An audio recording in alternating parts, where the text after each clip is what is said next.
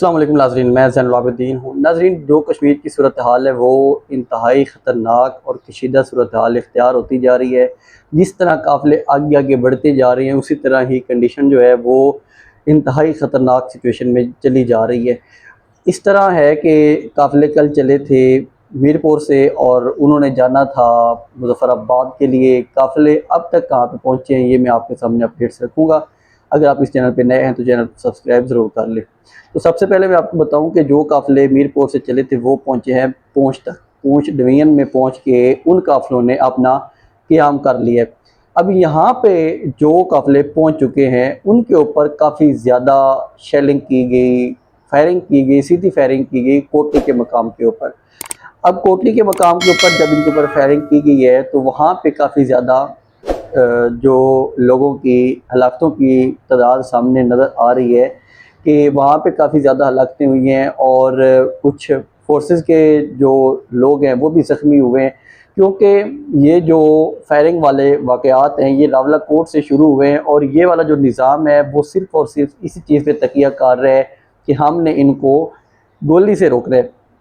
देखिए, अवाम की तादाद बहुत ज़्यादा है, अवाम कोई हज़ारों में नहीं है। वहाँ पे ये बताया जा रहा है कि जो इस वक्त वहाँ पे अवाम चल रही है वो 1 से 1.5 लाख के अंदर अवाम वहाँ पे चल रही है और अभी तक ये लोग आहिस्ता आहिस्ता जहाँ जहाँ से बढ़ते जा रहे हैं अवाम इनके अंदर शामिल होती जा रही है। और जब ये काफ़िले रावलाकोट से गुजरेंगे, आज इन्होंने गुजरना है रावलाकोट से, और रावलाकोट में जो हमारे फोर्सेस हैं या हुकूमत है या इन लोगों ने सबसे पहले जो शुरुआत की थी वो रावलाकोट CMH से इन्होंने लोगों को वहाँ पे एक बहुत ग्रैंड ऑपरेशन करके कुचलने की कोशिश की कि लोग यहाँ से तितर बितर हो जाएंगे। लेकिन दूसरे दिन भी रावलाकोट में अवाम निकली, मुजाहरे किए। अब इतना बड़ा जो अवाम का एक लश्कर है वो गुजरेगा वहाँ से रावलाकोट से। अब रावलाकोट की जो अवाम है वो पहले काफ़ी ज़्यादा गुस्से में बैठी हुई है, क्योंकि वहाँ पे उमर नज़ीर कश्मीरी जो है उनके काफ़िले के ऊपर फायरिंग की गई थी। अब उस अवाम ने आज शामिल होना है उनके साथ और फिर ये वाला जो पूरी अवाम होगी इसने गुजरना है बाग के इलाके से। बाग और रावलाकोट ये 2 इलाके बहुत ज़रूरी इलाके समझे जा रहे हैं, क्योंकि यहाँ पे फोर्सेस मुकम्मल तौर पे तैयारी कर चुकी हैं कि इन लोगों को हमने यहाँ पे रोकना है, यहाँ से आगे नहीं गुजरने देना इन लोगों को। अब देखना होगा कि अवाम किस तरह एक पुरअमन रहते हुए वहाँ से अपना हक इस्तेमाल करते हुए एहतजाज से गुजरती है, क्योंकि जो फोर्सेस हैं उनकी प्लानिंग इंतहाई ख़तरनाक है। जो IG साहब हैं वो बार बार कह रहे थे कि हम गोली से इस एहतजाज को रोकेंगे, हम सीधी फायरिंग करेंगे, या जो कुछ भी वो कह रहे थे कि हमारे 4 शहीद हैं तो हम उनका बदला लेंगे। तो देखें, इन्होंने अपना एक खा मखा का अंदर इनके साथ जंग बना ली है। यही वाली बात जो इंडिया जब करता है तो हम उसके ऊपर तनकीद करते हैं कि इंडिया ये गलत काम कर रहा है, और अब यही वाली हरकतें हमारी पाकिस्तान की हुकूमत कर रही है और ये इंतहाई ख़तरनाक सूरत हाल है। ये कोई अच्छी सूरत हाल नहीं है कि आप लोगों ने अपने वो लोग जिनके ऊपर आप लोग 78 साल से बैठे हुए तकिया कर रहे हैं कि हम इनकी वजह से इंडिया के साथ अपनी एक बॉर्डर लाइन आप लोगों ने बना के रखी हुई है, और वो लोग आपका हमेशा दिफा करते हैं, बैर जाके बैर के मालिक में जाके ओवरसीज़ में जाके आपका दिफा करते हैं। तो उन लोगों को आपने अपना खा मखा का दुश्मन बना लिया है। ये कोई किसी पार्टी की आवाम नहीं थी या किसी पार्टी के कारकुन नहीं थे, वो अवामी एक्शन के जो कमेटी है उनके अरकान है, उनकी कॉल पे पूरा कश्मीर निकला हुआ है, और उनके मुतालबे जो है वो कोई नाजायज़ मुतालबे नहीं है। उनका जो मुतालबा है रोटी कपड़ा मकान, जो ये नारा लगाते हैं पीपल्स पार्टी वाले, उनका मुतालबा तो सिंपल है। लेकिन ये वहाँ पे लगातार फायरिंग किए जा रहे हैं। कोटली में जो हलाकतें हुई हैं या वहाँ पे जो लोग जहाँ बक हुए, मैं वो आपके सामने रख देता हूँ कि काफ़ी ज़्यादा वहाँ पे जब सीधी फायरिंग की गई तो उसमें एक नौजवान डॉक्टर SN सलीम के हवाले से कहा जा रहा है कि वो भी उस फायरिंग में जहाँ बक हुए हैं जो वहाँ पे उन्होंने फायरिंग की है।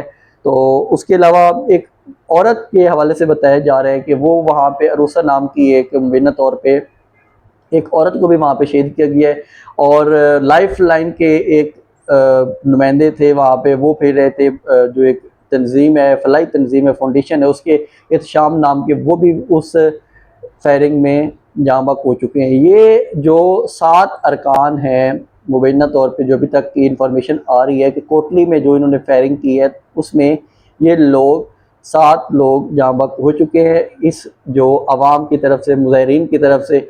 लेकिन कुछ ज़ख्मी पुलिस वाले कह रहे हैं कि हमारे भी ज़ख्मी हुए हैं, वो तो एवें ही ज़ख्मी कर भी लेते हैं, लेकिन वहाँ पे हालात लगातार ख़राब होते हुए नज़र आ रहे हैं। अगले 24 से 48 घंटे में इंतहाई ख़तरनाक सिचुएशन होगी, क्योंकि ये वाली आवाम जैसे जैसे आगे बढ़ेगी मुश्किलात भी इनके लिए ज़्यादा होती जाएंगी, और वो तो जो बैठे हैं वो तो ऑलरेडी गोली चलाने के ऊपर महर हैं और गोली चलाने के लिए ही बैठे हैं। वो कहते हैं कि हम सीधी गोली चलाएंगे और इनको गोली से ही रोकेंगे।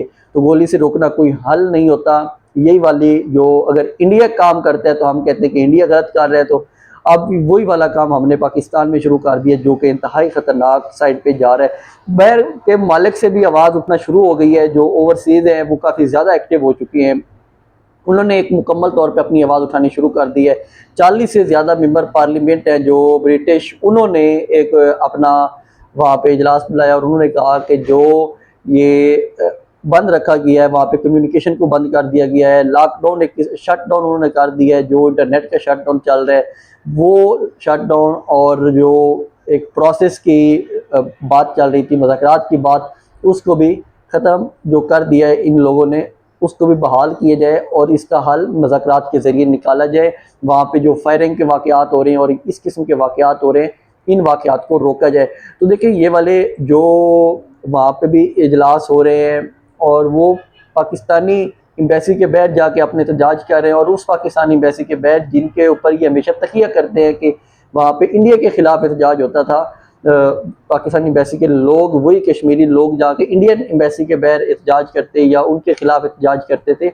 आज वो लोग पाकिस्तान के ख़िलाफ़ एहतजाज कर रहे हैं। तो ये एक बहुत ही अलार्मिंग सिचुएशन है, ये कोई अच्छी चीज़ नहीं है कि जो वहाँ पे हो रही है। इन चीज़ों को रोकने के लिए आप लोगों को पीछे हटना पड़ेगा और उनसे मुज़ाकरात के ज़रिए इस चीज़ का हल निकालना पड़ेगा। और जो मज़ीद वहाँ पे जो ये वाली आवाम पहुँच रही है, मुज़फ़्फ़राबाद की आवाम इस इंतज़ार में है कि जब ये आवाम नज़दीक आएगी तो हम फिर अपनी आवाम के जो वेलकम के लिए मुज़फ़्फ़राबाद में निकलेंगे, क्योंकि मुज़फ़्फ़राबाद में अभी तक मुकम्मल तौर पे आवाम खामोश है। वहाँ पे शटर डाउन है, हड़ताल है, पहिया जाम है, लेकिन वहाँ पे अभी तक आवाम नहीं निकली है। वो अपने लोगों का मतलब से उनके साथ हज़ार यकजहती कर रहे हैं, लेकिन वो फ़िलहाल रुके हुए हैं कि ये लोग वहाँ पे पहुँचेंगे तो फिर हम इनके साथ मिल के जो अगला इनका प्लान होगा उसके मुताबिक चलेंगे। और जो उनके 4 मेन कोर मेंबरान हैं, जिसमें शौकत नवाज़ मीर हैं, उमर नज़ीर कश्मीरी हैं, इन लोगों के ऊपर उन्होंने उनके हेड मनी कह लेंगे वो रख दिए कि जो इनको गिरफ्तार करवाएगा हम उनको 1 करोड़ रुपए का इनाम देंगे। ये मुबैना तौर पे जो एक नोटिफिकेशन भी गर्दिश कर रहा है और इस किस्म की इतलात आ रही हैं। देखें, अगर आप ये वाले काम रखेंगे तो इसके साथ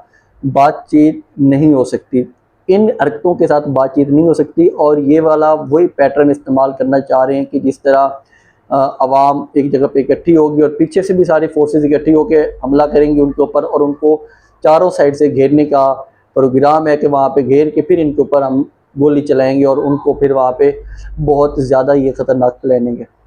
इस प्लानिंग में कितने वहाँ पे हलाकतें हो सकती हैं या क्या सूरत हाल इख्तियार कर सकती है, ये बहुत ही ख़तरनाक होगी। और इस प्लानिंग से गुरेज़ करना चाहिए। हमारे जो फैसला साज लोग हैं उनको पता नहीं क्या सूझी हुई है कि वो सिर्फ लाठी गोली के साथ ही मुकाबला करना चाह रहे हैं, और वो इसी साइड पे हैं कि हम सिर्फ गोली के साथ ही जो भी लोग अपने हक के लिए आवाज़ उठाएंगे हम उसको गोली के साथ कुचलेंगे। तो ये वाला जो काम है ये इंतहाई ख़तरनाक साइड पे चला जाएगा। तो ये मुकम्मल तौर पर जो कश्मीर की सूरत हाल है, इसके बाद मैं आपके सामने रखूँ कि जो ईरान और अमेरिका की जो सूरत हाल है वो मैं थोड़ी सी आपके सामने रख देता हूँ कि ईरान ने एक मुबैना तौर पे ट्रंप ट्वीट भी करता है कि एक हमारा हेलीकॉप्टर गिराया है अपना हरमस के ऊपर, और वो हेलीकॉप्टर जो था गनशिप हेलीकॉप्टर वो वहाँ पे सर्विलेंस कर रहा था, जिसको ईरान ने मिसाइल अटैक करके गिरा दिया। ट्रंप कहता है कि हम इसका बदला लेंगे और हम इस हमले का जवाब देंगे।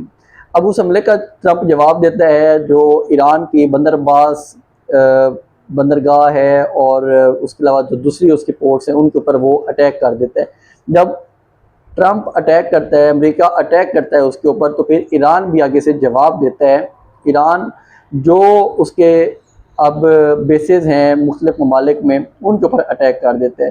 ये वाले वाक़यात जो शुरू हुए थे, ये एक्चुअली जो ये है इसराइल, उसने अटैक शुरू किए, तो उसके बाद अब ये जंग दोबारा एक दफ़ा हल्की हल्की शुरू हो चुकी है। इसको हम फुल फ्लेज जंग तो नहीं है खैर, क्योंकि फुल फ्लेज जंग में तो ऑलरेडी चल चुके हैं। वो लगातार पहले इन्होंने बड़े एक दूसरे के ऊपर हमले किए, अटैक्स किए। अब वो उनकी मुख्तलिफ जगहों पे एक दूसरे दोनों ममालिक अटैक्स कर रहे हैं। अब फिर ये आएंगे मुज़ाकरात की तरफ, और ये मुज़ाकरात पे आना इनको इसीलिए पड़ेगा जब ये दफ़ा दोबारा जंग में जाएंगे, जो एक हालात लग रहे हैं।